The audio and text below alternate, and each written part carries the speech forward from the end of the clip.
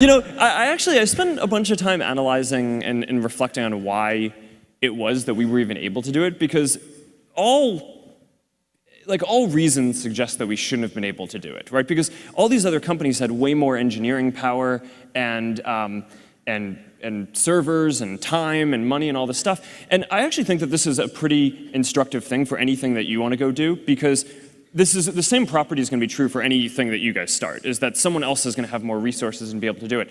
The reason why I think we actually ended up being the ones doing it is because we just cared way more about it than everyone else, right? So there were always projects at some of these other companies that were these hobbies, but we always thought that it was this really important thing and really just like felt in our gut and our heart that we wanted to do it.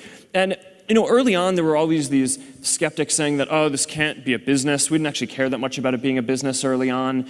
But a lot of the reason why bigger companies didn't invest in it was because it wasn't clear that there was a model that would work for it. It seemed like a bad idea. Yeah, and I actually think that that's true for a lot of the best ideas, where it is that it's not that someone else can't do it, they actually can, and the odds are stacked against you, but I think often that belief in the fact that you just care so much about what you're doing is the only thing that kind of drives you to do it. And to be honest, that kind of drives me to this day. I mean, one of the big emphasis points for the company right now is internet.org. And for a while we had this rallying cry of, can we connect 1 billion people?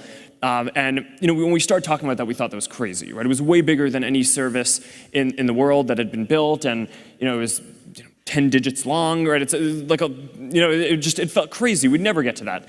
But then the thing is, as we started to actually get closer to that, we took a step back and we're like, all right, well, our mission isn't actually to get 1 in 7 people in the world to be connected. It's we want to connect everyone. So it's a big issue that only around 1/3 of the people in the world have access to the internet, and that's something that we think that we can do something about. And similar to early Facebook, there's no business model around this. I mean, all the people who have all the money in the world, I mean, it's not necessarily a fair thing, are already the people who are on Facebook, right? It's in the first 1/7 of the world.